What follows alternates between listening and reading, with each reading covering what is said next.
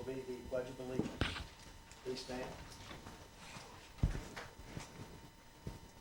I pledge allegiance to the flag of the United States of America and to the republic for which it stands, one nation, under God, indivisible, with liberty and justice for all.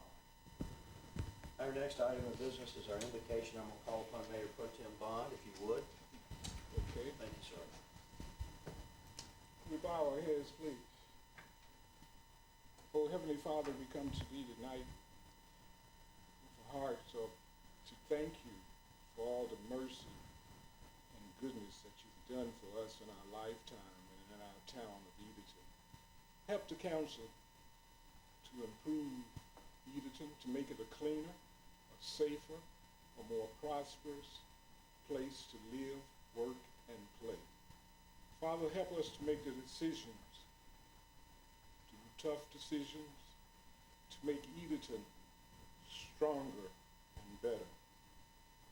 Help us to bring this town and community together as we can act as one. In Jesus' name we pray, amen. Amen. Thank you, Councilman Bond. The next order of business is review and approval of our minutes from the January 9th, 2024 regular meeting and a special meeting that was called January 22nd.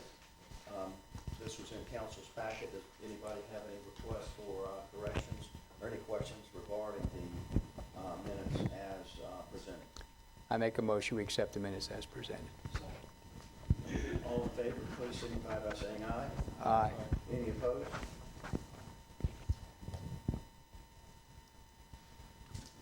The next order of business is public comment. You have signed up. If you wish to speak tonight, we would ask that you be mindful of the 3-minute limit, and we'll go in the order that you signed up. The first person that signed up was Annabelle O'Leary. Okay, I'm sorry. Thank you.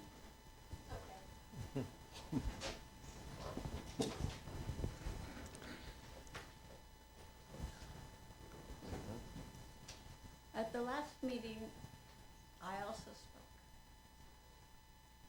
And I made a statement that I had lived in Edenton, this house, for 40-some years. Yes, in that house on Broad Street. I have watched the traffic for over 43 years on Broad Street from the house in which I now live, which is in 500 blocks. I've spent a lot of time working on that house, so I was outside a lot of time, and I could see what the traffic was doing. And I know that frequently, at least 5 times, we have had the lines across the road with the big signs up telling us how fast we're going as we go down Broad Street. And I guess they're going up Broad Street too, which are good because that reminds people to slow down and let us know that we are going too fast. And that's really what we need.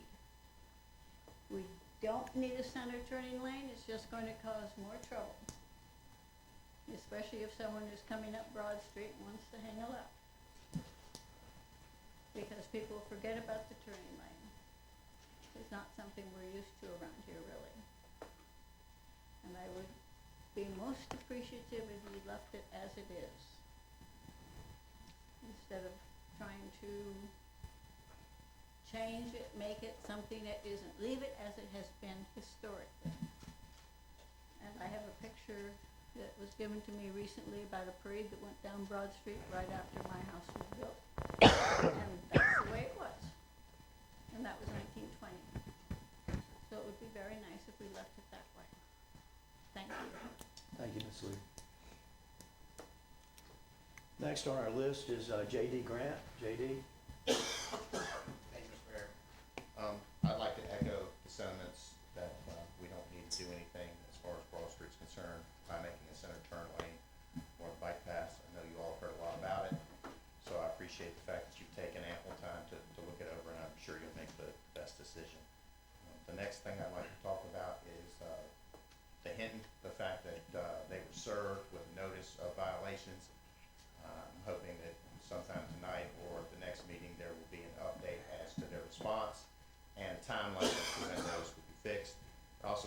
to know how many of those violations dovetailed with the potential ordinance violations I provided to council some time ago. And the final issue I have is I would like to thank the town manager and Hunter from the electric department for their swift assistance in an issue that recently happened with our building. But it's brought to the forefront, in my mind, an issue that needs to be taken care of in town. There's a lot of individuals who are used, I'm sorry, I'm lost for words right now, but the individuals who are hired to do the actual work instead of the departments themselves, and it doesn't seem like there's any kind of oversight. I know when 5E came in, there was a lot of sewer lines that were ruptured, water lines that were ruptured, power lines that were ruptured, and anytime you tried to find somebody to talk to, none of the people on site spoke English. And it was difficult to try and articulate what needed to be done and why it was done.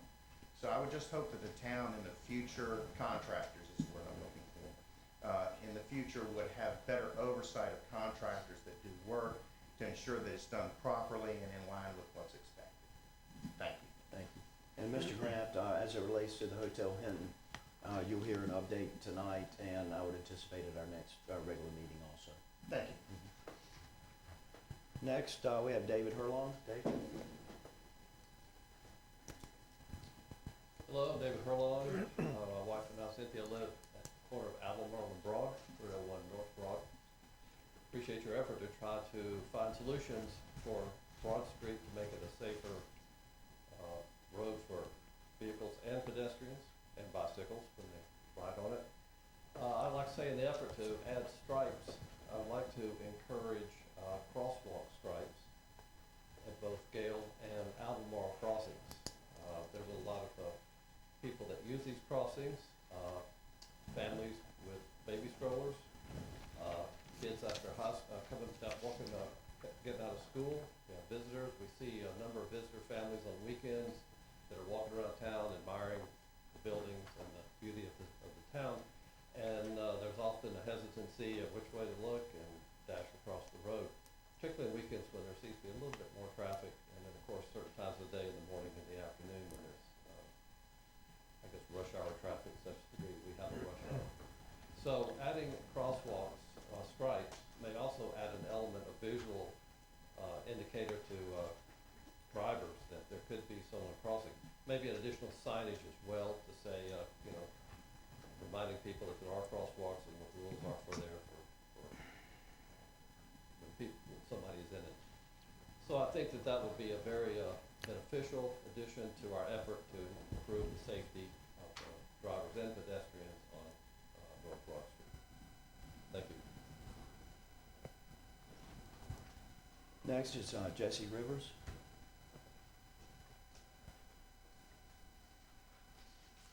Good evening, council and visitors. My name is Jessie Rivers. I'm a native of Coinjock, North Carolina. I'll be 75 this year. I'm a product of Currituck County Public Schools. Did 4-H, graduated from Meredith College, and got a graduate degree from North Carolina State. I have a very good sense of humor. I want to tell you a quick joke. There was an auditorium filled with people, and there was one thing going on the stage. A man came out, and he was a ventriloquist, and he had a little man in his arms to help him with his act. And during the act, he started telling, the ventriloquist started telling blonde jokes. Well, everybody was dying laughing. You know, we like to pick on blondes. Everybody was so amused by this. And all of a sudden, this woman stood up in the middle of the audience, and she was mad. She says, "Stop telling those blonde jokes. They're not funny. You're trying to make fun of us. It's not funny." And the ventriloquist stepped back. He was shocked. And he started to say, "Ma'am, I'm so sorry. I didn't mean to make fun of you." And she said, "I'm not talking to you. I'm talking to the little guy." The reason I'm telling that is I know I am not talking tonight to any dummies. I'm not talking to any little men who are completely controlled by others. So, I'm talking to you, the leaders of our community who are in charge of change. Thank you for all you do. And now, if I could say this loud and clearly, move the statue now. This Edenton Town Council, not the same people, of course, voted unanimously to move the statue on February the 11th, 2022. The Human Relations Commission had been formed 18 months earlier and given the task to review the facts about the statue. The Human Relations Council voted to move the statue to a prominent place near Beaver Hill Cemetery, not in the cemetery, where Confederate soldiers are buried. We all know what's happened with the statue since then. I won't review it now. Please move this statue and replace it with something acceptable to all of Edenton's residents and visitors. I recommend a fountain. Imagine the Edenton teapot as a fountain. It's pouring tea into a saucered cup that is overflowing. And the reason it's overflowing, I'm drinking from my saucer because my cup is overflowed. Our town is overflowing with wonderful things. So let's move the statue. Thank you. Thank you, Ms. Rubin. Next is John Mitchner. John? Mr. Mayor, Councilman, I want to change the subject a little bit. We have an opportunity and a challenge on the east side of Broad Street. KDAME Zion Church has gotten a lot of huge grant money to revive and correct the damage from the hurricane. But that site is a bowl. The land all around is higher. We're going to have another Hurricane Isabel in our future. Near, tomorrow, 2 years, 5 years, I don't know. But to do all this renovation at Kadesh and have it so vulnerable to major water, that needs to be taken seriously now, and thought needs to be given to how you prevent it. A similar liability exists with Swain Auditorium.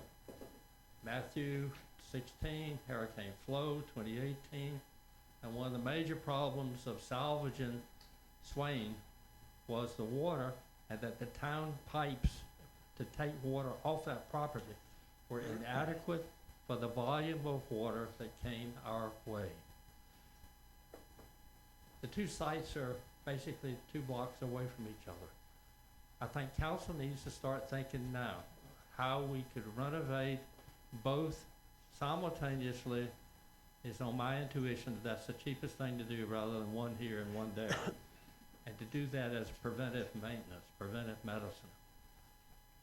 There's a precedent that happened just this afternoon on the internet where Dare County got $5 million grant to help relocate 31 homes to another location that's less vulnerable to high tides and water that's too much at one time. My thought is do the research now, search out grants, get the bright boys and girls in engineering to say, okay, this is how we can remedy it at Swain, remedy at KDAME Zion Church, and possibly link 2 together since they're both on the east side of Broad Street as one major correction to that portion of our community that's vulnerable to major water that is not capable of handling now. Thank you. Thank you, John. Next is Ed Stiver. Steven?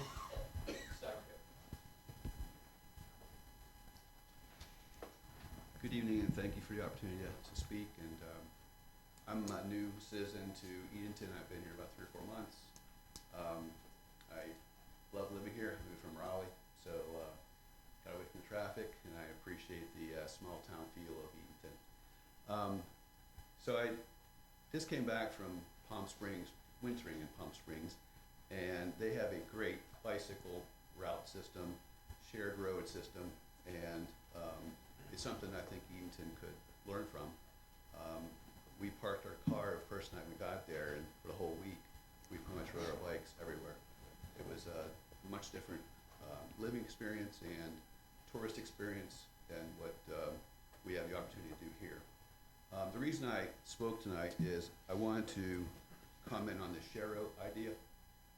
It's something that's been tried in several places, and there's several articles published in the last year about Sheros and how they're ineffective at providing safe passage for bikes. They're confusing to drivers, and it's something that people are undoing now that did do Sheros years ago. So it's been around for about 20 years. It's not a new concept, and they're not safe. And I think we should reconsider the bike lane idea. Maybe a single bi-directional bike lane instead of the Shero idea might be an alternative. But I did read some articles that are published, and I appreciate the opportunity to speak. Thank you.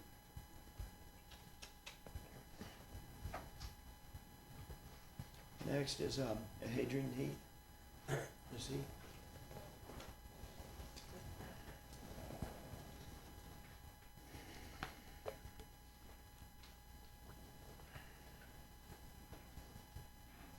Hello, thanks for the opportunity to speak.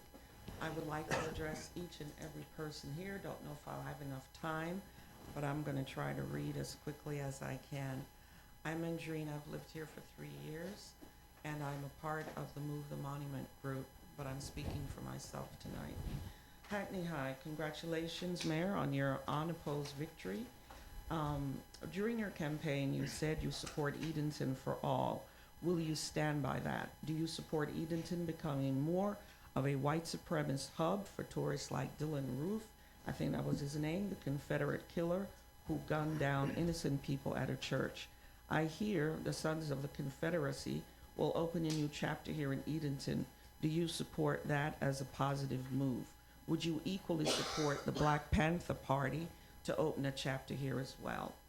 And Bob Turner, congratulations on your election, 34% of the votes. Your vote matters on all that the town does. What will you do to bridge the gaps of opportunities for blacks in this town? Do you support the idea of one race being superior to another and one race being more deserving? Samuel Dixon, congrats on your unopposed win. Do you have any cases before Judge Tillett? He's the one that put the restraining order on moving the statue. Have you contributed to his campaign? I don't know if I can ask that. I don't know if it's appropriate. I just wondered. And is it a conflict of interest that the town has put, he's put a restraining order on the statue and you sit on the town council? Would you support tenancy rights and fixing some of the dwellings that you own? It seems to be in need of that. Aaron Costin, do you support the culture of white power and supremacy in Edenton if in fact it exists? Have you been able to reach out to bring in black businesses into Edenton? And what were their response, especially given the Confederate Plaza as a centerpiece of the town? Elton Bond, would you come down to the Confederate Plaza on Saturdays to see for yourself the happenings there from 11 to 1? Are you in fear for your life? Should the children that play nearby, or the trolley tourists and Barker House tourists be in fear for their lives as Confederates with guns have passed by, stopped, or confronted us down there? There have been shoves and threats of beatings from the Confederate side to innocent demonstrators. Can Edenton continue on a sustainable path with the Confederate culture as center stage in the town?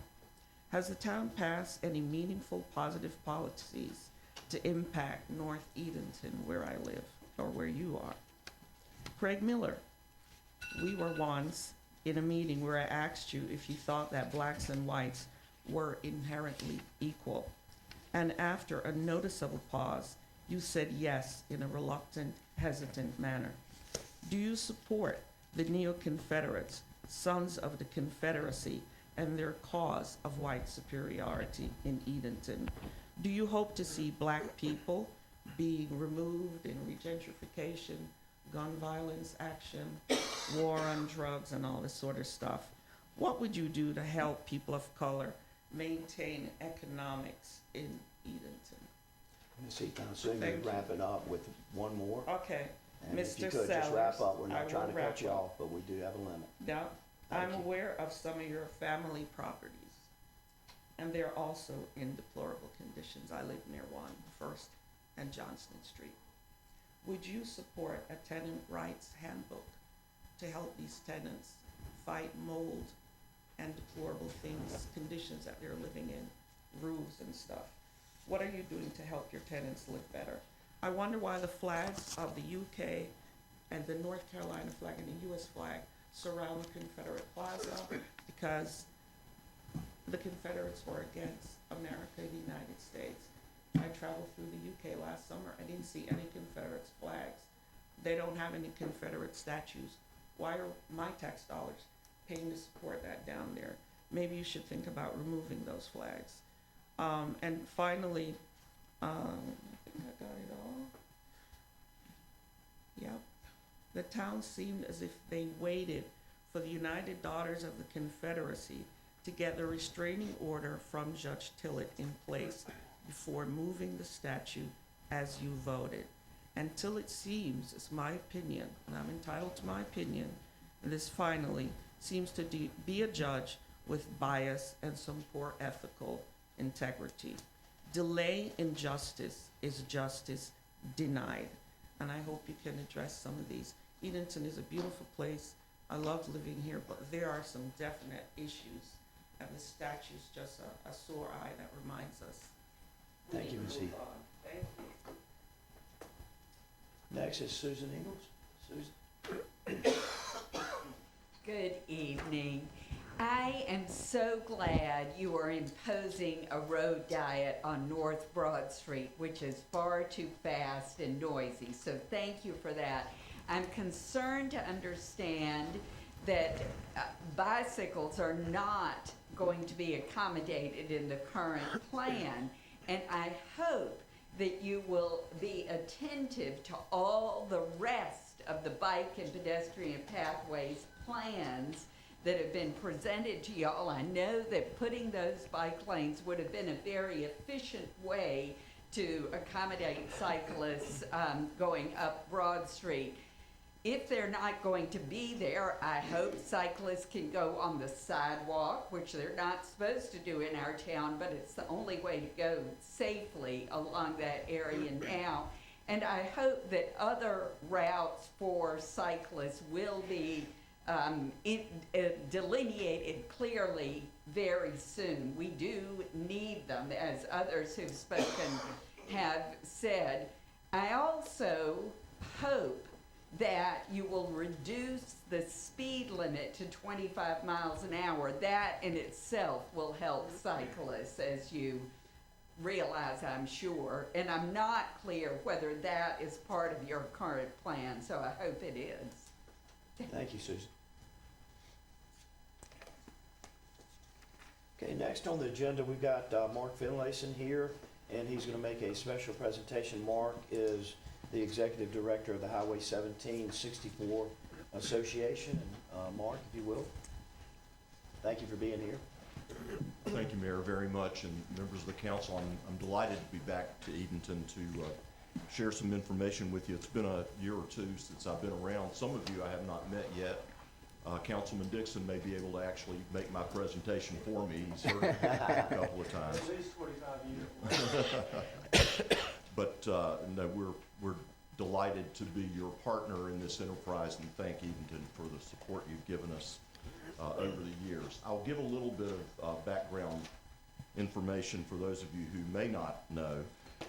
The association actually was incorporated in 1975, so we've been around quite a while. It was reinvigorated as a permanent organization in 2006, and I became associated with them at that time. Regional leaders in the corridor felt like we weren't getting progress made along the US 17 corridor to the extent we needed to and that we expected to. So when we stood up the organization permanently in 2006, we were given a 3-year commitment by our original partners to see what we could accomplish in the way of advocacy for US 17. And I'm happy to tell you that we are in our 18th year doing this work for the corridor. And you can see by the slide there that we've done pretty good. $2 billion spent in the corridor on 19 major projects, about $750 million of which was unfunded on the State Transportation Improvement Program, the STIP. That's the 10-year plan that NCDOT uses to program and build roads. So I'm very proud of what we've accomplished. Clearly, we still have work to do. I'm going to go through some projects that I believe will be important to Edenton. This one I just drove through. It's actually the second time I've driven along the construction site in the last couple of weeks. But the Washington to Williamston stretch of US 17, which is now under construction. This serves as an example of the challenges we face in eastern North Carolina to build highways. This was one of the original projects on my list to get after in 2006, and we're just now building it. I tell people that ask me about road construction in the eastern part of the state that under the best of circumstances, it takes about 10 years to conceive of a highway, to design it, to permit it, to acquire the right-of-way, and to build it before you can use it. And very rarely in eastern North Carolina do we have the best of circumstances. Environmental concerns, right-of-way concerns, historical properties, and perhaps the biggest concern of all, not enough money to build the system that we need. But this $86.5 million project is underway, and the construction is about 29, probably now a little over 30% complete. And it's scheduled to open in January of 2027. This is an aerial photograph of the project that DOT took, and it shows you the kind of design that they anticipate and what's required to build 4 lanes where we now have 2. And it gives you an idea of the kinds of challenges they face. You'll notice if you drive that way that sometimes the new lane is on the right, sometimes the new lane is on the left. They have to move it around to avoid challenges, either environmental or historical or costly right-of-way.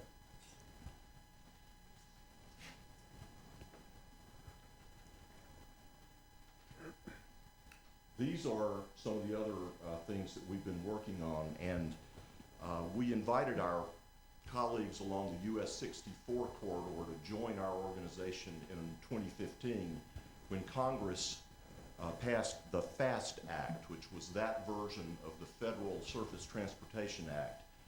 In that document, they created future I-87 corridor, which of course is US 64 from Raleigh to Williamston and US 17 from Williamston to Hampton Roads. Many of you were here, I'm sure, when Governor McCrory unveiled the sign right downtown here in 2016. But that's a significant challenge to get that road built to interstate standards within the 25 or so year window that the feds give us to do that. US 64, generally speaking, is in pretty good shape. Still requires some widening, some pavement upgrades, some bridge changes. But US 17 from Williamston to Hampton Roads clearly has challenges that we have to confront. So it's going to be difficult, but not insurmountable. Along with adding our partners along US 64 for purposes of building the interstate, we also took on some of their work along US 64 from Williamston east out to Manteo, including replacement of the Alligator River Bridge. We've written letters, we've lobbied our congressional delegation to get grant money for purposes of that project, and indeed DOT did get a grant within the last year or so to begin that that process, and they have found money elsewhere in the state budget to match the federal money, and now that project will get built.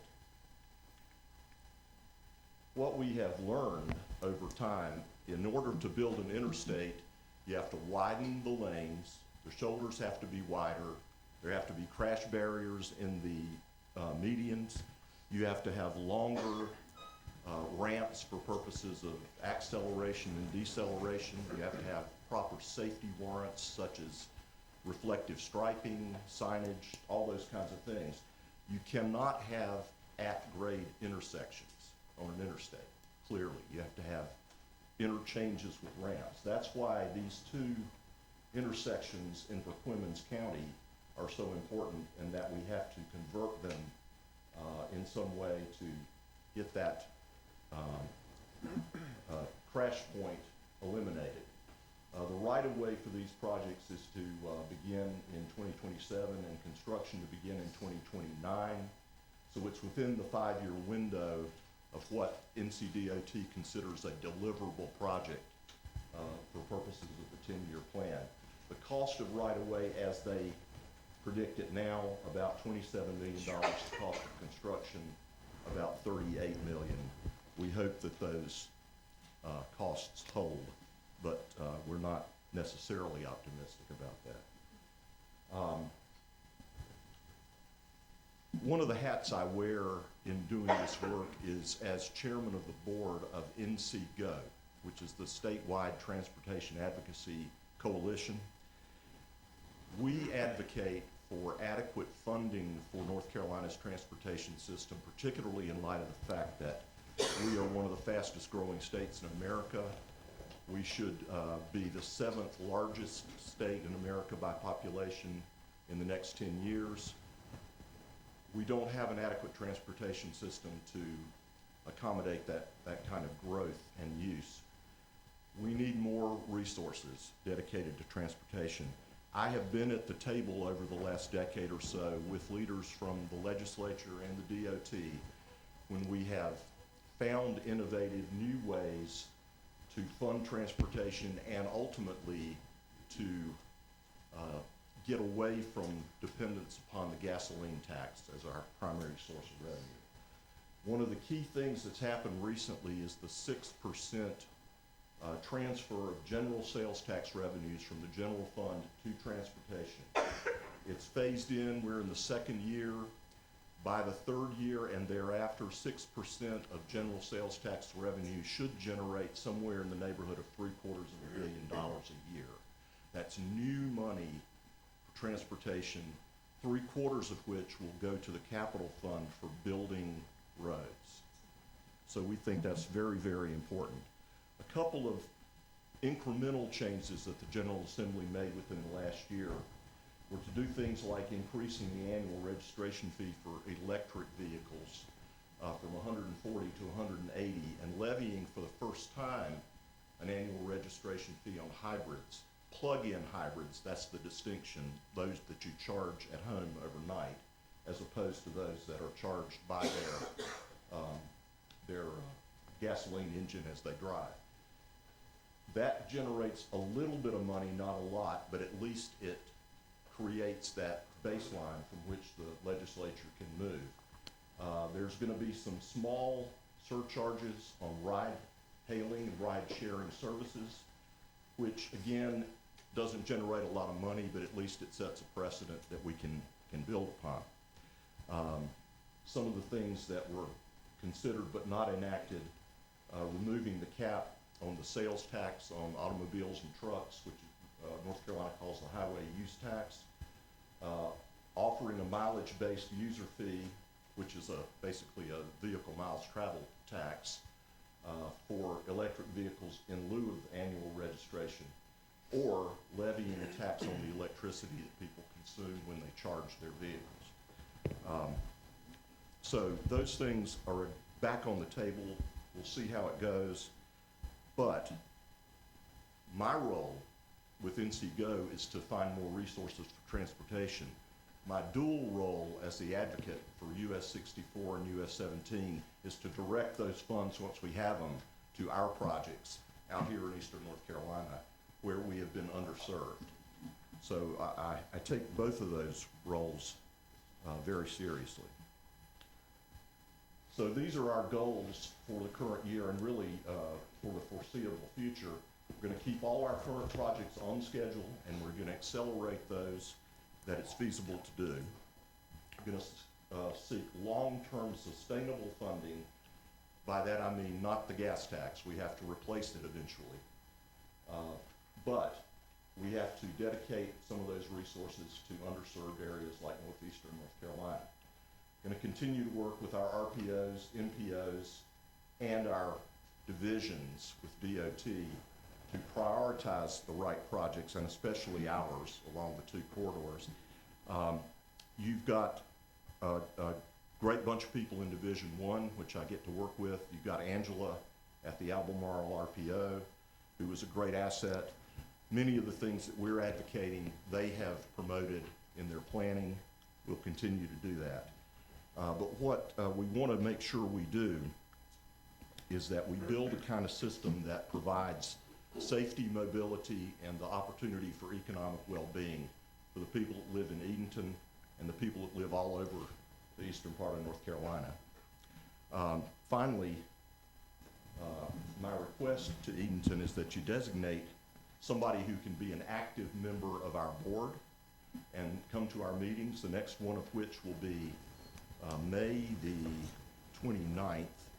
We haven't nailed down the location as yet, but I think it's going to be in Jones County in Trenton this time. But we'd very much like to have Edenton actively represented on our board, and we welcome that. Again, thanks for having me. I'm happy to take questions if you have some. Yes, sir, Councilman. Are there going to be any improvements along the 64 corridor through Edgecombe and Nash County? Because that is bad. Yeah. The only ones I can say for sure that are programmed are pavement rehabilitation kinds of projects, which is basically laying down new asphalt. There are going to be some of those interchanges through Nash and Edgecombe that are going to have to be upgraded. Some of the bridges are too low to accommodate some of the long-haul truckers. And generally speaking, it's going to require $100 million to $200 million to really get that up to interstate standards. Yeah. Other questions? What do you see the replacement of the Alligator River Bridge to look like in your mind?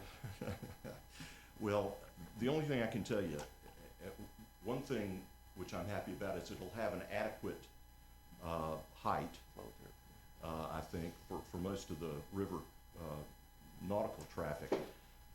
What I'm disappointed in is that we're going to replace one two-lane bridge with another two-lane bridge. We really need 4 lanes, but the only money available was to replace the current drawbridge with a high-rise span, 2 lanes.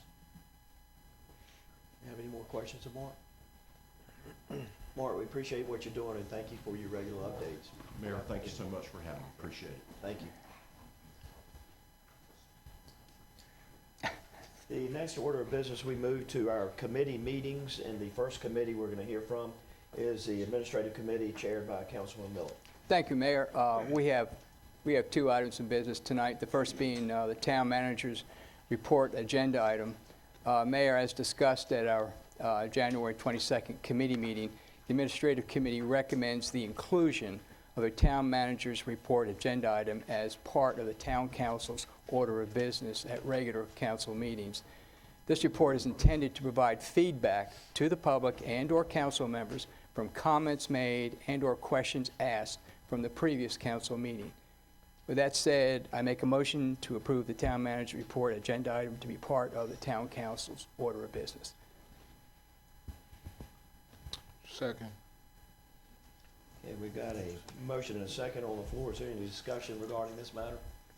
I do want to say thank you, Mayor, for your suggestion on doing this in the very beginning. I think it's a very good move on your part. Well, if you vote in favor of it, I'll thank you in a few seconds. But there being no further discussion, we'll take a vote. All in favor, please signify by saying aye. Aye. Aye. Any opposed? Thank you very much. I Okay. think it'll be a nice addition to our agenda, and Corey, thanks for agreeing to take part in it. No problem. The next matter. The second Councilman item, Miller. Mayor, is the Town of Edenton recording policy, as discussed again at our January 22nd committee meeting. The Administrative Committee recommends the approval of the town's final draft of the Town of Edenton's recording policy. This new town policy is expected to provide written guidelines to our town employees on how best to respond and to react to video encounters between the public and governmental employees. At this time, I make a motion to approve the Town of Edenton recording policy. Okay. Who in a second? Okay, we got a motion and a second. Is there any further discussion on this Town of Edenton recording policy? Here appearing to be none, all in favor signify by saying aye. Aye. Any opposed? Thank you, as That's it always, for our- Councilman Miller. Thank you. We're next going to move to our Public Works Committee that is chaired by Councilman Costin. Thank you, Mayor. We have 4 items that were previously moved to full council consideration. The first one being a no truck and vehicle weight restriction on Old Hereford Road due to the narrowness and some complaints from citizens regarding larger vehicles. It was requested by the Public Works Department that we implement a weight restriction, vehicle weight restriction. So there's a recommendation of this committee that we implement that weight restriction on Old Hereford Road. I put that in form of a motion. Thank you, Aaron. Second. Okay, we've got a motion and a second. Is there any discussion regarding this matter? Just one thing to add, so we'll, if the motion passes, we'll implement the no-through truck route, have that updated also with folks from DOT for GPS travel.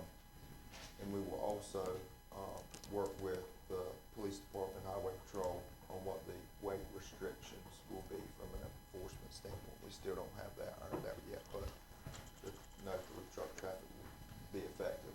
And does DOT know this is a concern of ours? Yeah. So we're gonna delay the implementation until we have it on for right now, just be no We'll go ahead truck. and establish the no-through truck traffic route, and then the weight restrictions will add, once we identify what exactly the weight restrictions need to be for some of the infrastructure that's there. And once we request this at DOT, does it move fairly quickly after that? Yeah. Any other questions or comments? Okay, we've got a motion and a second. No further discussion. All in favor of the no truck traffic and vehicle weight restrictions on the Old Hertford Road area, please signify by saying aye. Aye. Any opposed? Motion carries. Thank you, Mayor. The second item we have is a Broad Street Road diet.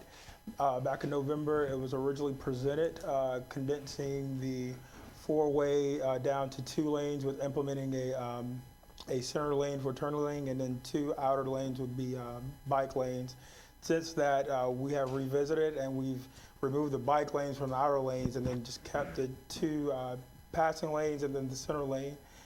So at this point, at this time, we ask that I'll go ahead and open up the floor for a motion to go ahead and implement with the new plan. And Mayor. for clarification, that is with no, the recommendation of no bike. No bike That is correct. Yes, sir. But you said a center, a turn lane, a Yeah. center turn lane. So we're doing away with the 4 lanes downtown. That's what we're talking about. Correct.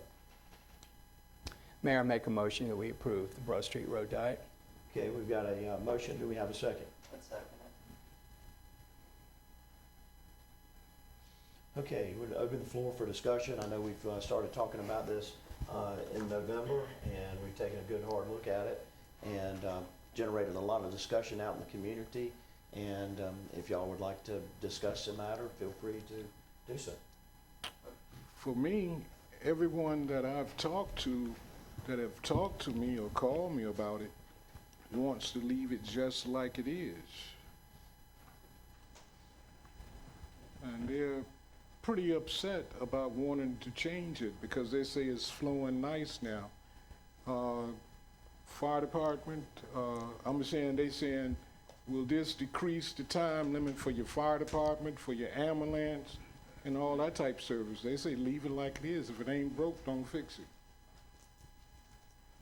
I agree. And for clarity, this is the primary reason behind this was the speeding and the increased accidents. Is that correct? That's right. So historically, did we ever explore any other options to take?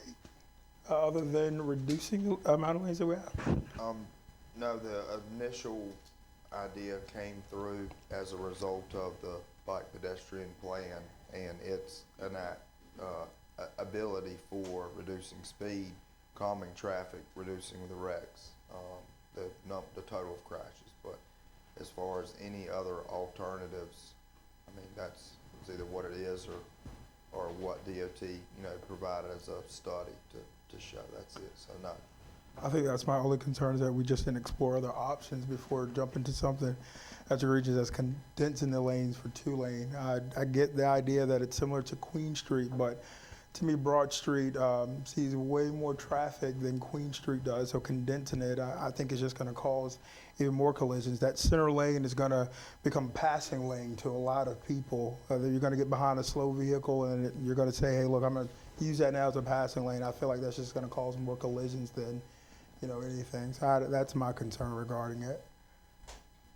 Corey, are we gonna, by any chance, get 18-wheelers from coming down Broad Street?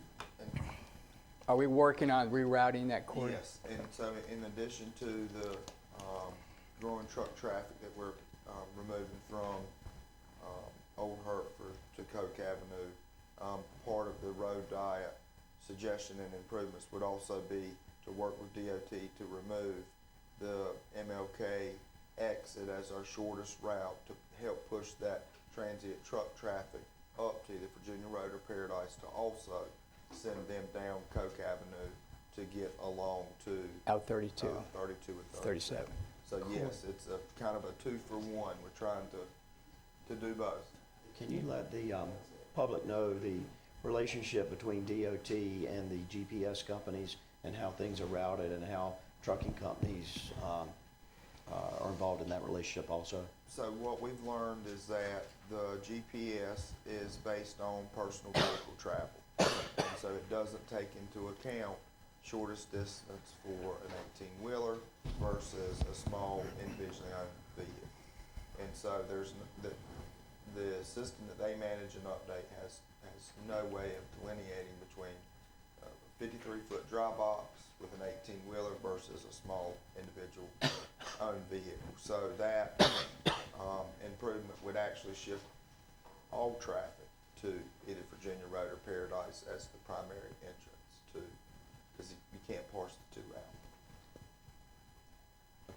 Hey, Corey, this is recommended by DOT, correct? When we approached DOT at the end of the end of the summer, we had found out that the paving for Broad Street and Granville Street had been released to contract. So the question was asked, is DOT planning to implement the bike ped plan? The response was they had not considered it. However, this was an opportunity if there was a letter of support or opposition from the town, they would consider it. So that's where we are. This bike ped plan, although released in early 22 and shared as what their improvements would be, moving forward. The bid packet had already been bid and released at that point, and it wasn't bundled as part of that to begin with. So the design itself wasn't suggested just to include a bike ped piece, but not with this particular layout. That's right. Okay. Yeah, I'm for it. I was for it last time. Last time they got ready to pave, I was here, and I voted for it then. And I'm sorry the bike part isn't in there, but compromises everything in life, and I'm gonna vote for it. I think it's smart. I think it reduces noise. If you live in those houses on Broad Street, things go by fast, everything rattles. I think it'll make it a much more of a neighborhood. I think it will increase property values. It is a progressive thing. We've had it on Queen Street as long as I can remember. So, never had any problems out there. So, But Sambo, cutting the lanes back is not gonna cut the noise down, because I think it'll slow it. well, I was riding down Broad Street today when kids was getting out of school, and those trucks with those mufflers, you can hear them all over town. Yeah, That's all. that's for sure. You know, so That is an issue. that ain't gonna stop that. I agree with that. Based on the National Highway Traffic and Safety Association and our North Carolina DOT information that we have, they do feel that it's safer, correct? When you reduce the lanes from 4 to 2 and slow it down, that should, based on everything else we've seen, reduce accidents. Based on the information we have, yes. Yeah. And that's NCDOT As well as the information. federal highway Yeah. and traffic And administration. to me, safety matters more than anything. I mean, we're talking, what, 6/10 of a mile? So if you're in that big of a rush to go 6/10 of a mile, hold your horses. You know, we're not talking 20 minutes extra. And if it comes down to safety, I don't see why we would vote against something that's safer for our citizens. Can I ask you a question? Why not drop the speed limit down and keep the 4-lane traffic? Because you're saying, have you been out there on a Friday and a Saturday afternoon, Sunday? You been caught in that traffic? I've never been caught in any traffic in Edenton. I've been caught in it numerous of times, and it's not fun. I think I'm in New York City again. You know, it ain't fun. I think slowing down would help as well. I'm all willing to slow the traffic down, but let's leave the 4 lanes where they are. I think a lot of the accidents we see are from the merging from one lane to another. I don't know if a lot of the accidents are a result in people running into the back of one another as much as it is hitting side to side. And I just feel that the less lanes, the less accidents, plain and simple. So I've thrown this around since I heard it in November. And as a coach and an educator, I always do the pros and the cons. And I threw it back and forth. Been talking to several people. I think safety's definitely number one. There's no doubt about it. And so I wrote 5 things down every time. And it always came down to, what is everyone talking about? The speed. So do you slow it down by putting each other behind each other to slow it down? Or do you slow it down with a 25 mile an hour? Personally, I think it's safer to be 1 lane behind somebody to slow it down. I think we did a study or found out that it takes you 11 more seconds if you do this from CVS to Exxon. That's 11 seconds is not a long time to me if it's going to be safer. When you ride West Queen Street, and I'm not trying to compare the two, if the mail person pulls over to deliver mail, you don't have to go very far into the middle lane to get by them. Right now, if they're in the right lane and they're stopped, you've got to make sure no one's coming, of course, slide over to that left lane and get by them that way. Same thing with UPS, same thing with any kind of service company. We talk about a shared lane. I mean, I've been down through West Queen Street where the bike has been riding down through there, and you have plenty of room to get by them on that lane. Now, I'm not saying we should put bikes up and down Broad Street like crazy, but I think it'll be easier to get by that bike right now. I was not crazy about the bike lanes at all, only because I think that's going to cause some problems, especially on the Sunday church group that parks there. You're going to have to park in that lane and for an hour and a half, 2 hours sometimes. So I know we all have thrown this back and forth, but to me, number one, you just got to look at what's safer for what we have right now. Now, if we went to 25 miles an hour, it could be safer. I'm for that. But they don't even. They don't go the speed. They don't go at 35 right now. My thing is, suppose an ambulance is coming and you getting on Broad Street. You know, when you hear the sirens and stuff, you're supposed to pull over. But if you're in 2 But lanes. it's going to get trapped out there in that traffic. So you're messing with people's lives that way. Same thing about a fire truck. They're going to get trapped out there.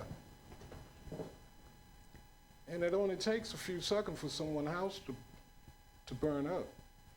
So if you're in the left lane right now and a fire truck comes up behind you, Yeah. and you have somebody next to you driving, Mm-hmm. that person doesn't know which way to go, in my mind. Hey, all you got to hit brakes and put on a signal light sign and get out of his way. Corey, did Fire Chief Yeah. make any comment on this to you? We had some conversation about it. Most of the conversation was some of the problems that they had solved, particularly along Virginia Road, which, if you remember, is almost double the traffic volume. And so we tried to walk through that, and then we tried to compare it to areas that they have similar traffic flows and to share problems they have there. He has concerns. He does understand that they have more of a dedicated lane now to get into to go, with that turn lane being open. I guess his biggest concern was making sure that the general public is educated in advance to get ready for the change. That was one of the things that he wanted to make sure, and to make sure that it didn't harm them when vehicles were trying to funnel out of 2 lanes back to 4, closer to Virginia Road, or vice versa, trying to funnel from the 4 lanes at Virginia Road back into 2. And most of that would be designed into the striping plan to give vehicles adequate time to basically zipper into one another. So I think we did a measurement too of West Queen Street, the distance that you actually have to maneuver on there. And was it not 4.5 more feet per side? So removing the bike lanes for the vehicle traffic added 4 to 6 feet to each of the north and southbound travel lanes. I don't remember the exact number. Right. Been through it so many times, but it was between 4 and 6 feet, yeah. Okay. I would like to thank council before we call for a vote, and also thank the general public for the healthy debate that we've had tonight and also the last couple months. With that being said, we do have a motion and a second on the floor. And I'll call for a vote. All in favor of the North Broad Street Road Diet that does not include bike paths, please signify by saying aye. Aye. Aye. Any opposed? Nay. Nay. Thank you. Motion carries. The next item, Councilman Costin, the next 2 items, I understand no actions can be required, but can you give us some explanation on that? Oh, we're not taking action tonight? Action is not required for the Granville Street till the pending the traffic impact for Contingency.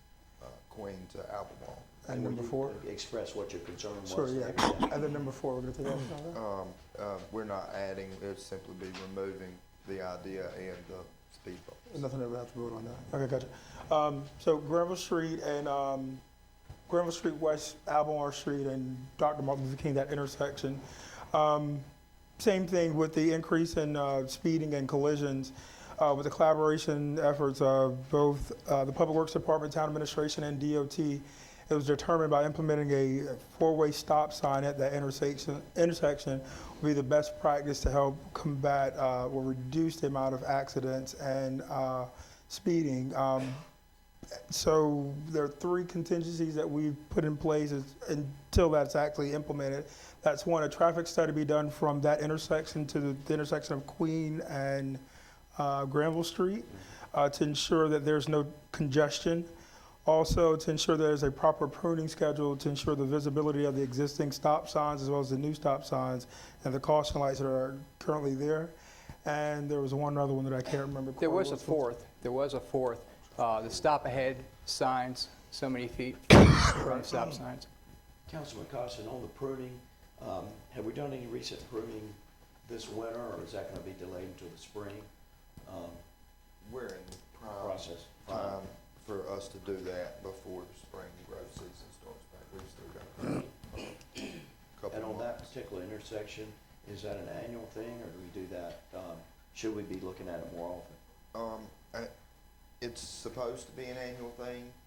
We have quite a bit of, there's over 5,000 town trees that we maintain. There's been quite a lot of catching up. They're all supposed to be touched annually. Sometimes that happens, sometimes that doesn't.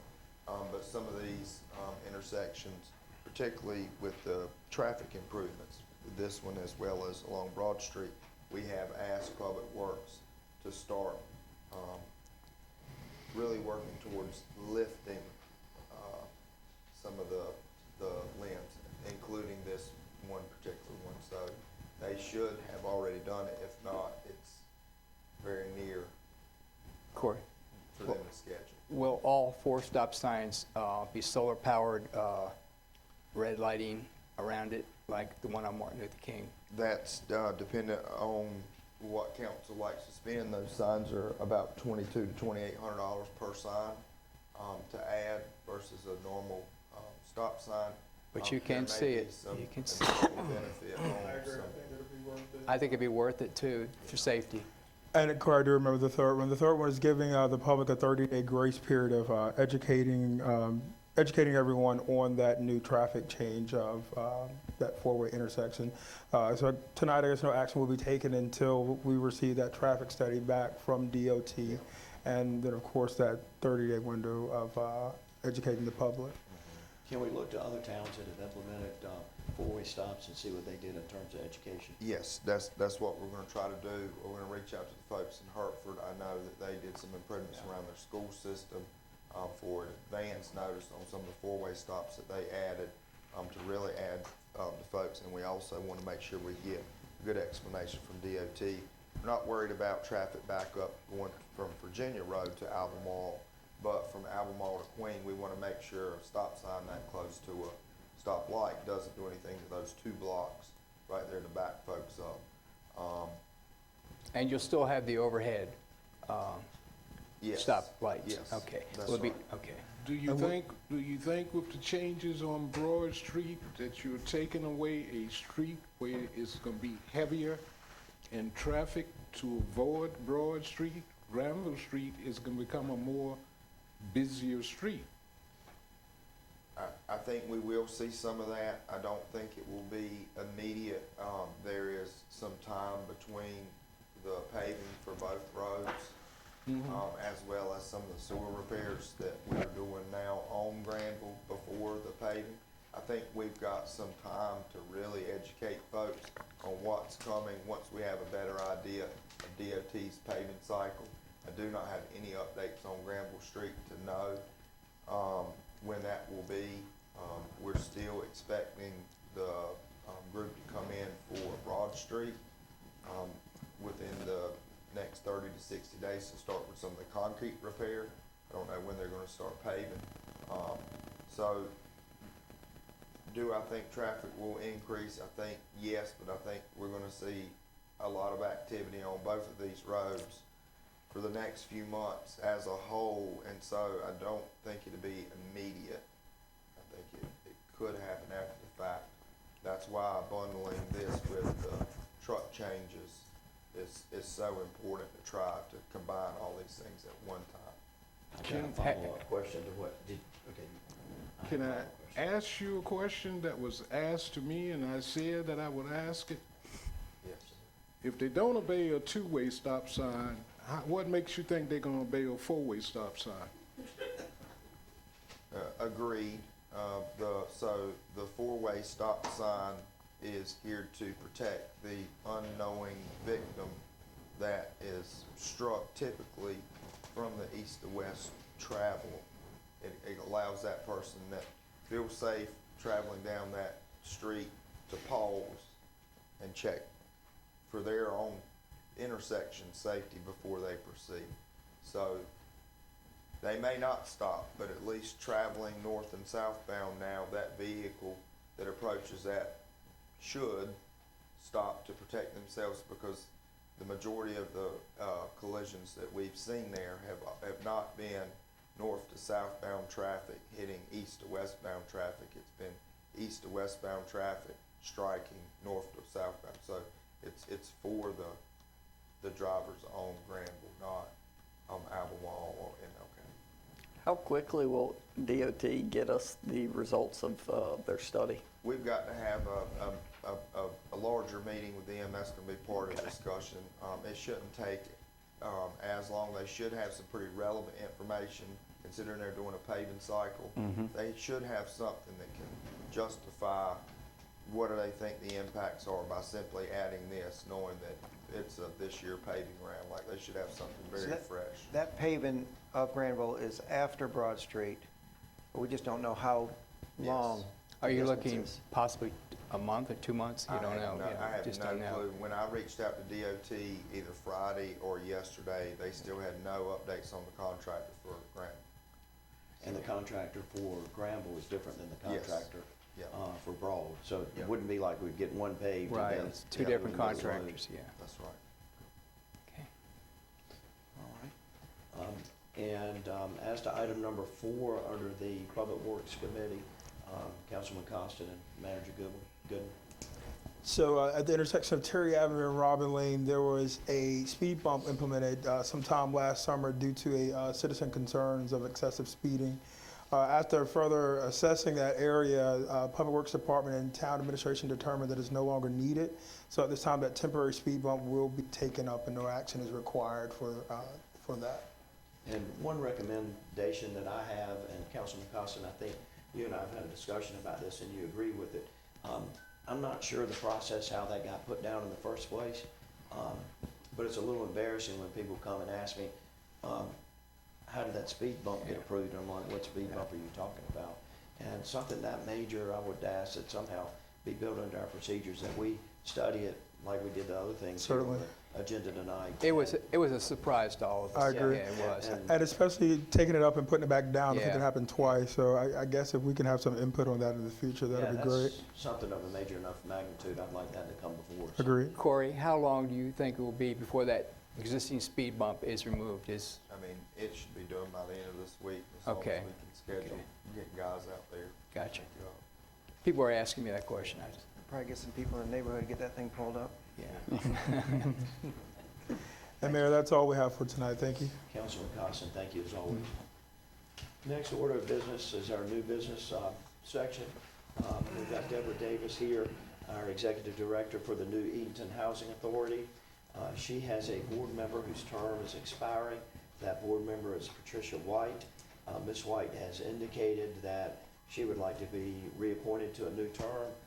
Ms. Davis has indicated to us that she thinks that Ms. White is a good candidate to continue in that position, and I don't think a vote is required. That's a mayor appointment, and based on Ms. Davis's recommendation and Ms. White's prior service, I would appoint Patricia White to a new 5-year term to the new Edenton Housing Authority. Good move. You're welcome, Deborah. Thanks for everything you do. The next matter is a report on the Mayor Harbor Advisory Committee appointments. And for this particular agenda item, I'm going to hand it over to Corey Good. Thank you, Mayor Hunt. If you remember, on November 14th, the Mayor's Harbor Advisory Committee was created from the former Mayor Stallings to help advise the council with any improvements along the harbor, as well as any of along the waterfront. Initially, the group was tasked with making sure that our facilities are up to standards for current marine standards, and to help us to make any recommendations that would be, greatly benefit our residents and our guests. The group initially consisted of 4 citizen spots, one for our Destination Downtown executive director, a town employee, and then myself is in an advisory role. When we started this group, there originally were 3 citizens, the executive director and a town employee serving, and we had 1 remaining vacancy. If you remember, we had requested and advertised over the last 60 days to really try to get someone on that vacancy. I wanted to as a formality, actually correct that. If you remember, longtime employee Bud Powell retired back in December of this year. He was formally appointed as the town staff member. Bud retired just before the new year, and he had asked to stay on that board to fill that advisory spot. I think there was some confusion there because we were still promoting for applications to be turned in. He had already been appointed as the town employee position and asked because of his knowledge to stay on, wanted to maintain an active part. So what we're asking tonight, because of Mr. Powell's retirement and a separation from the town, that he be reappointed as the fourth citizen appointee by the mayor, and that the council consider the town employee, Mr. Herman Bond, as the town employee appointee. Mr. Bond is currently a Colonial Park attendant, and he is a former employee at Albemarle Boats. These two appointments would complete the board's vacancies, and just for the general public's knowledge, we will continue to accept applications going forward in case there are any new vacancies that come about for this board. But Is this something that requires board approval or council approval, or is that just something that, like we did with the new Edenton Housing Authority appointment that it's simply something that you would have noted in the minutes that you had appointed. Having said that, Corey, then I would appoint Herman Bond and Bud Powell to the mayor's Harbor Advisory Committee. Thank you, Mayor. The next order of business is a professional service contract. We have a community development block grant program coming to town, and one of the initial items that needs to be taken care of for that program is surveying and lead-based paint inspection services. And we've heard from Chris Hilbert of Insight Planning and Dwayne Wilton and Town Manager Corey Gudden both recommend that we approve the surveying contractor Roanoke Land Surveying and also the lead-based inspection contractor Matrix, those proposals as presented. Do we have a motion to accept both of those So moved. contracts? Second. Second. Any discussion on either one of those? I got a question. Yes, sir. Question that has been asked me. How do people with these type paints get in touch? Who do they get in touch with within the town to report that they want their house be looked at and inspected to see if they can become a part of this grant? Dwayne, you want to? Yes, sir.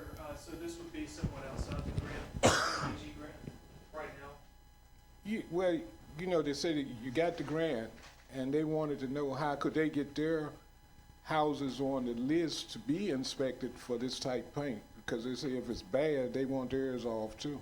So privately, you can hire contractors. There are a list of contractors that do offer that service.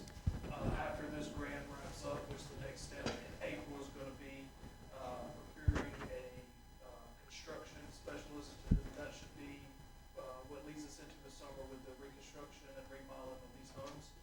Have those homes already been set and chosen? They've been set, chosen, and we cannot initiate a new CDBG grant until this process is closed out. So after, when we get nearer toward the end, I've already spoke to Chris Hilbert about this. We're going to continue to go after another grant, which is substantially more money, and going to start this process all over again.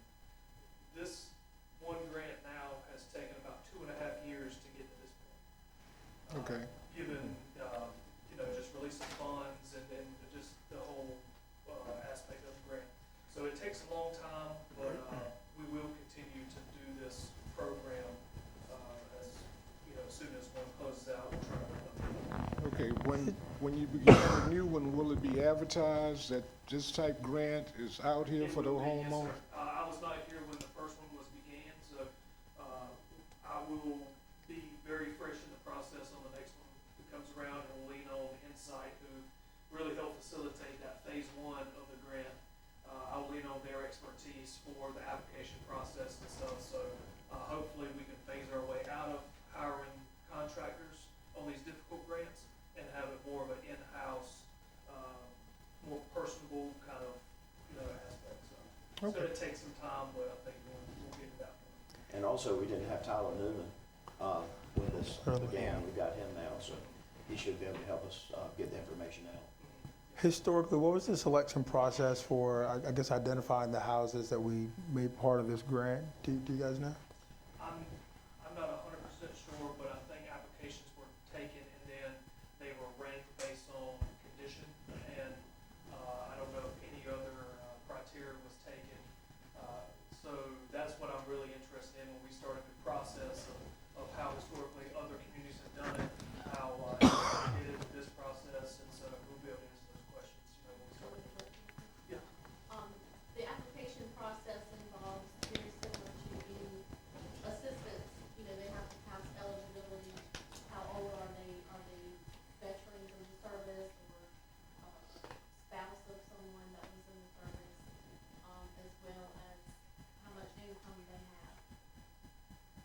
system, a scoring system, ranking Correct. system.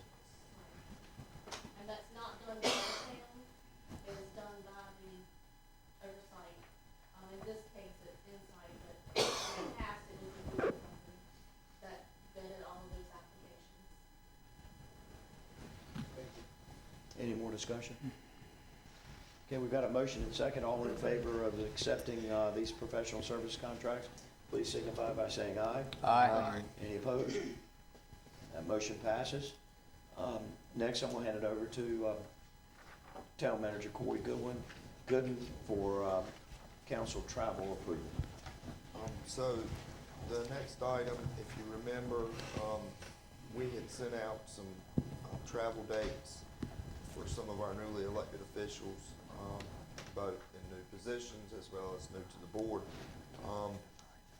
And on February 21st through the 23rd, the North Carolina UNC School of Government and the North Carolina League of Municipalities will host the 2024 Essentials of Municipal Government Training in Chapel Hill. 3 representatives from the town of Edenton have requested travel for the training session. This is Mayor High, Councilman Turner, and Councilman Sellers. The total travel requests for each representative is a maximum of $1,383.80. This includes lodging, mileage, as well as registration. I recommend that council would approve the travel request as presented. Mayor, I make a motion that we approve the travel for all 3 of our fellow councilmen to Chapel Hill, this important training. Corey, I'll make a motion that I go to get a refresher course. You're driving. I second that. I think we could talk to Tammy and Virginia about adding that. Can you teach an old dog new tricks? I hope so. Okay, we've got a motion and a second. Any further discussion? All in favor signify by saying aye. Aye. Any opposed? And that motion carries also. Next, we again stick with Town Manager Gooden. We've got a loan resolution for a water and sewer truck. Corey, if you can give us more details on that before we vote on the resolution. Thank you, Mayor High. If you have been out and about a little bit or seen some of the guys from Public Works doing repairs, you've seen a nice new back truck that these guys have been using. If you remember in your fiscal 23/24 budget, council approved the purchase of a vac truck for the water and sewer department using loan proceeds. The town received 2 proposals for financing, one with Southern Bank and one with Truist. First Citizens declined to submit a proposal. The interest rate from Truist Bank is less at 4.92%, but due to how the interest is calculated, Southern Bank and Trust will overall save the town $607.79 in interest over the life of the loan. After reviewing the 2 proposals that Virginia received, Virginia and I recommend that the town accept the Southern Bank finance offer for 10 years for this new piece of equipment. No budget amendment is required. Like I said, if you remember, it was already pre-budgeted from loan proceeds in this year's budget. It's taken this long for that type of piece of equipment to make its way here. It's a beautiful piece of equipment. It is. So you need approval of that resolution, is that correct? Yes. Do we have a motion and second to approve the loan resolution? So moved. So moved. Second. Okay, we've got a motion and second. Any further discussion? There being What's the useful life on that vehicle? We hope 20+ years. Good. Good. I think the 748. The loan amount was for 578. 578, With interest. 507.49. So 578,000. payable over 10 years. 20 years. Let's go 25 years. All in favor signify by saying aye. Aye. Any opposed? That resolution carries.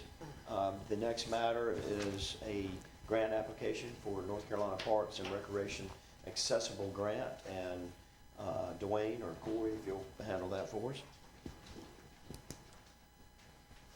As part of the grant application, part of it is basically a resolution to let town council and the public know that the town's going to be going after this type of grant. As we move forward with our park improvements, this was a unique grant to offer accessibility for people with disabilities and wheelchairs,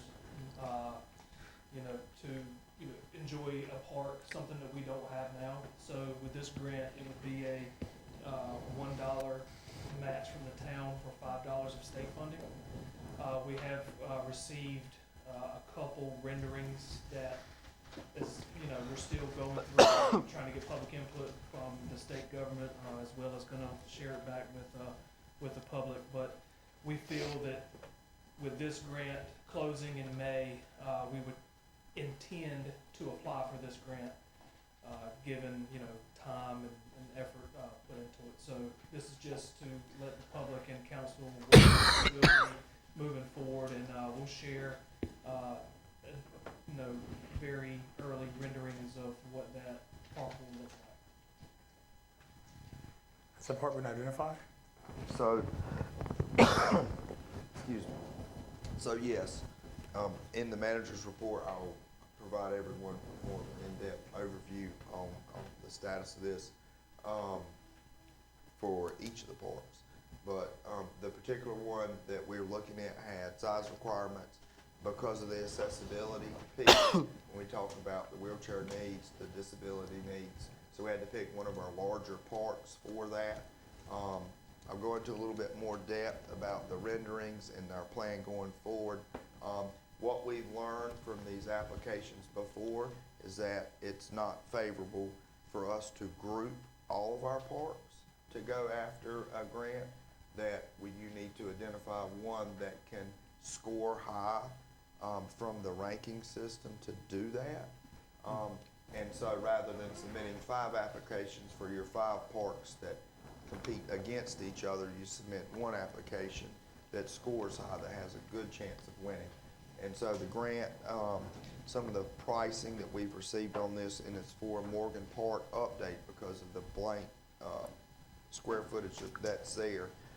This gives us the opportunity to turn $400,000 worth of improvements to at or less than what we were planning to spend with the ARPA funding that we had set aside. And this was actually the one location that met the needs of the space for the additional accessibility for children with disabilities. It had the footprint there large enough for that. And I'll try to give everybody a larger update, but this application is for that one location versus one location for all 5 parks. If we receive this grant, are we gonna have to tap into the ARPA funds to complete it? If this grant were received, the enhancement would be 5 times greater than what we would have funded.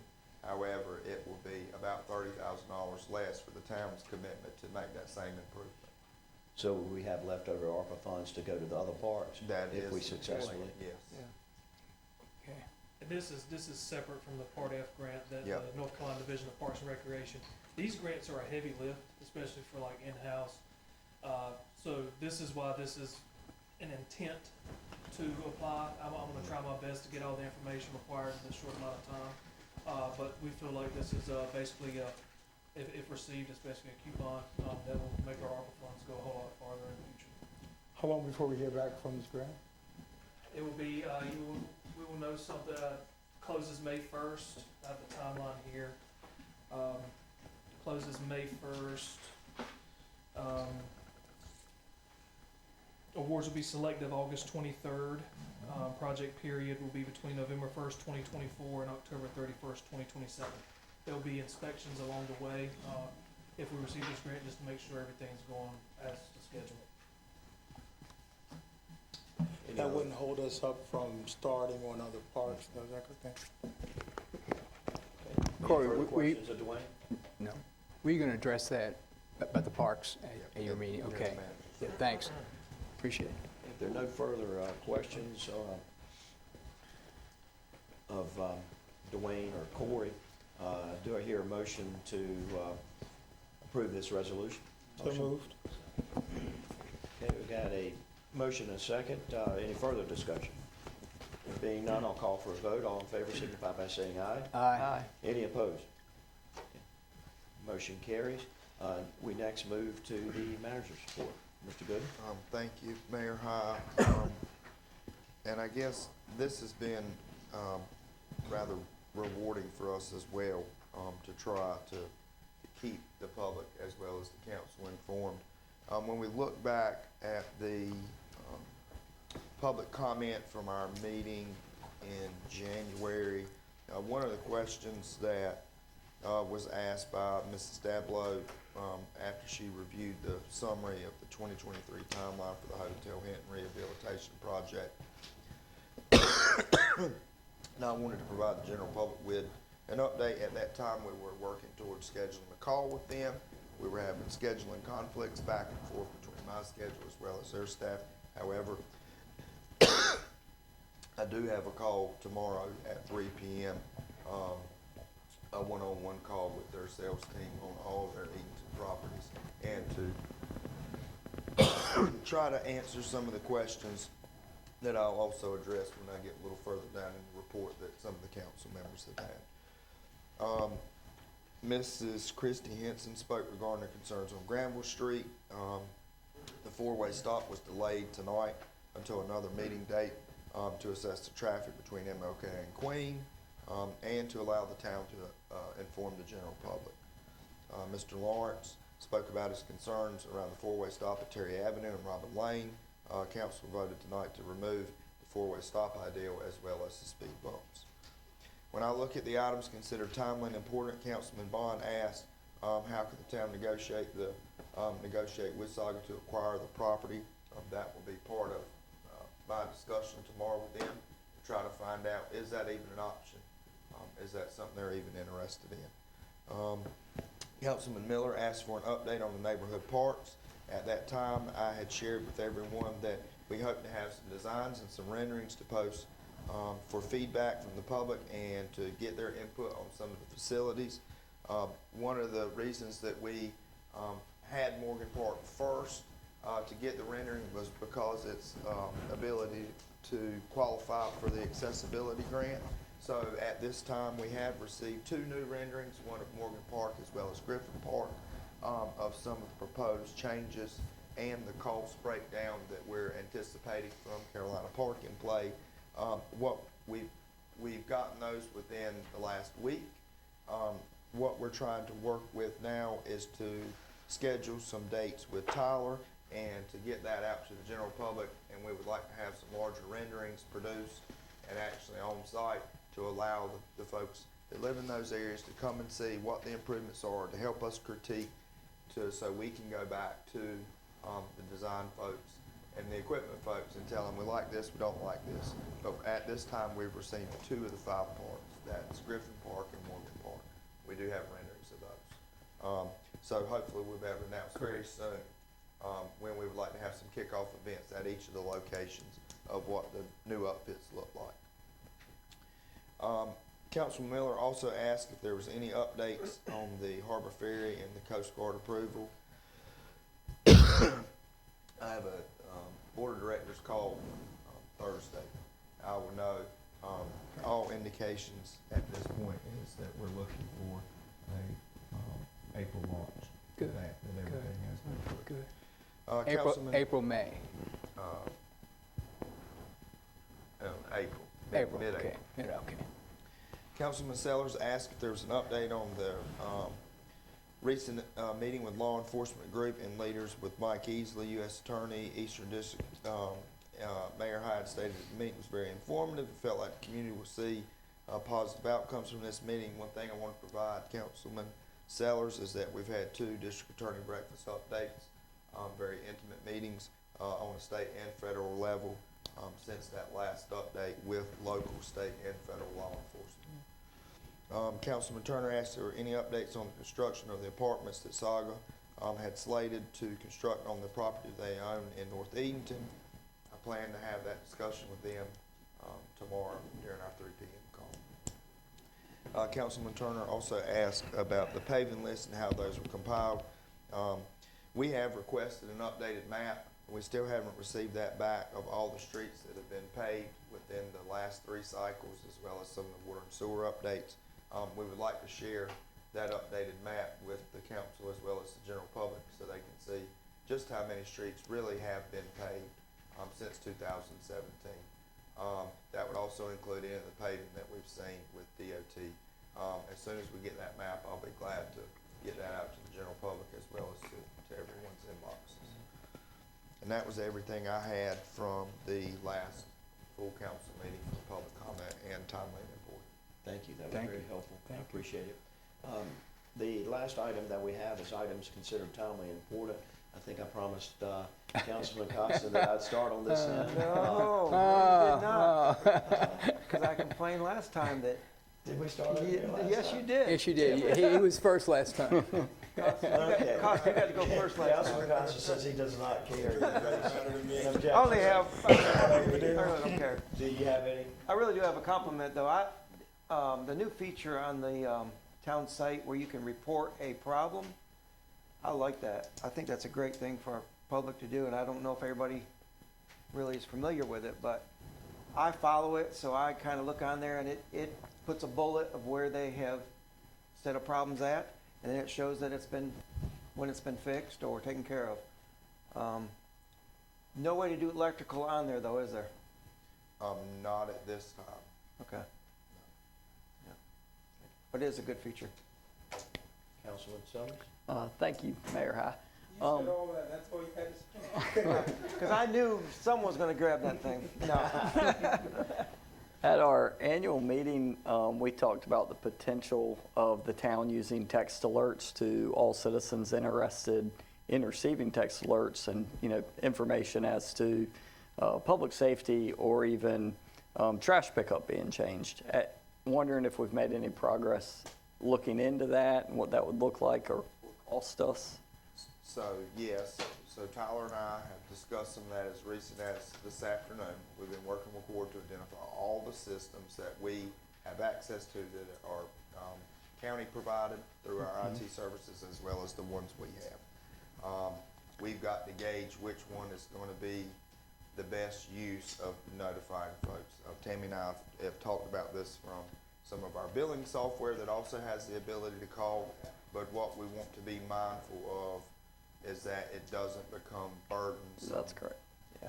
Going forward. So we want it, we've made a push recently for folks to update all their contact information because believe it or not, that does feed into 5 or 6 different places that we have account information saved. Right now, we're trying to make sure that we don't send out 200 messages and we only connect to 10 people and we get 190 errors, which happens. So that's why picking the right software that we have is best. Have we done that yet? No, but we are troubleshooting them. Gotcha. Many citizens have asked me the probability of the grocery store.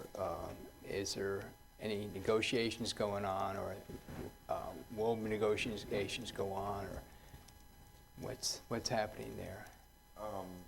At this time, there are no updates to provide. Okay.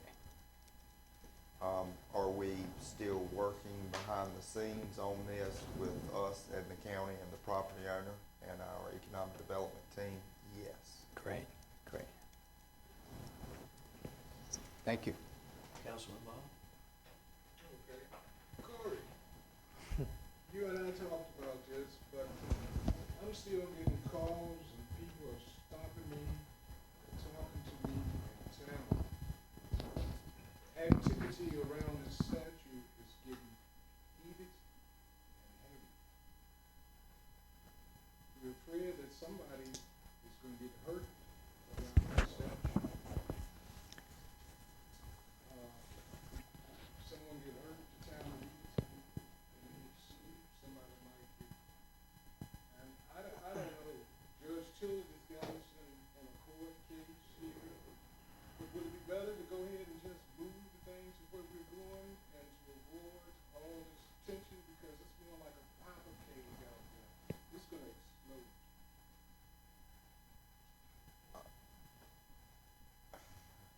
I'm not exactly sure who would want to make that call, but I did ask that question to our attorney, and we would be in violation of a court order and held in contempt.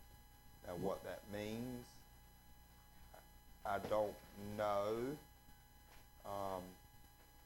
I don't want to be the one to find out.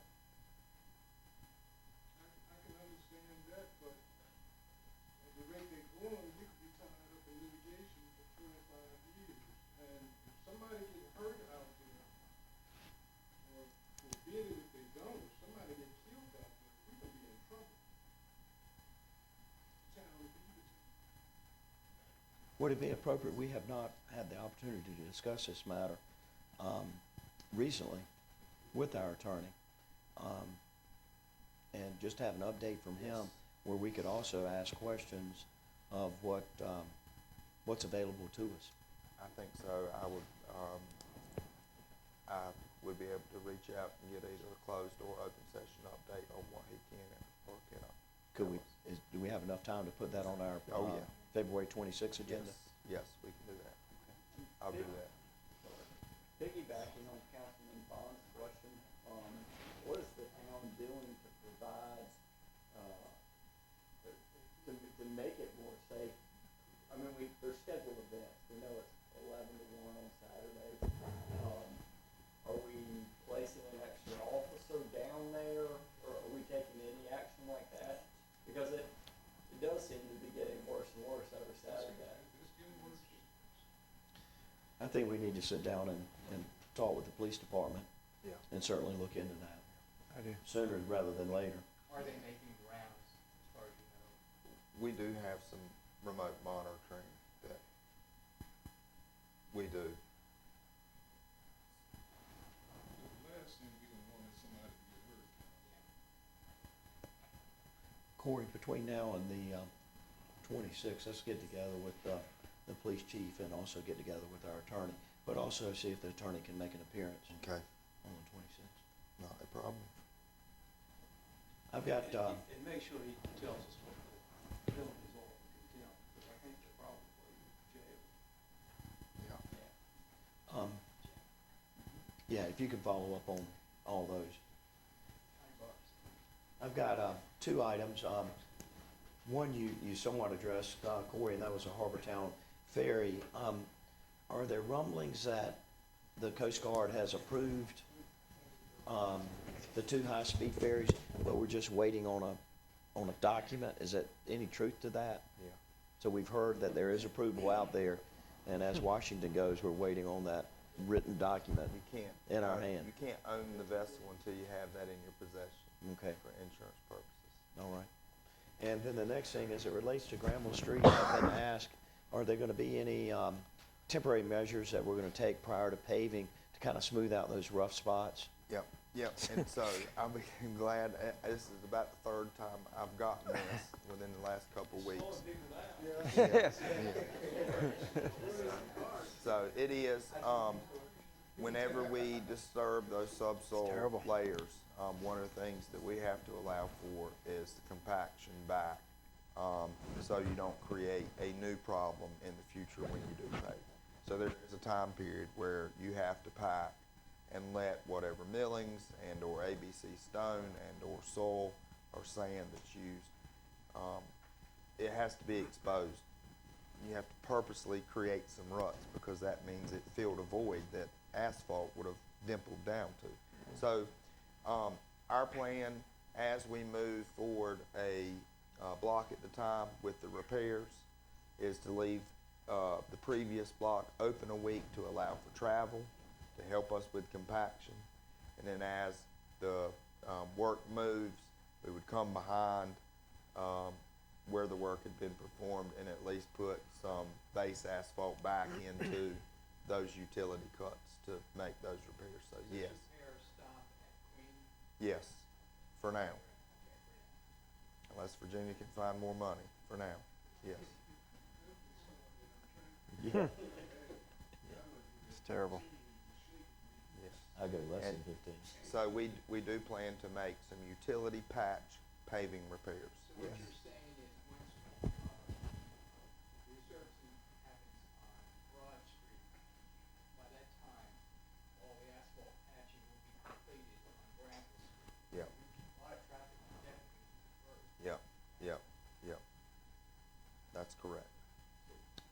Councilman Dixon?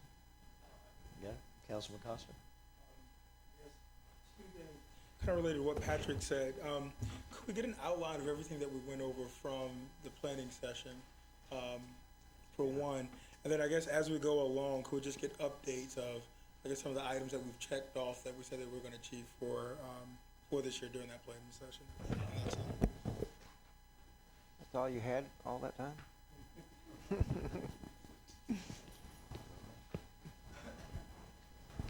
Okay, as we move towards adjournment, I'd like to thank council tonight for all you did, and I'd like to thank the public for your participation. And with that, I'll declare our meeting adjourned.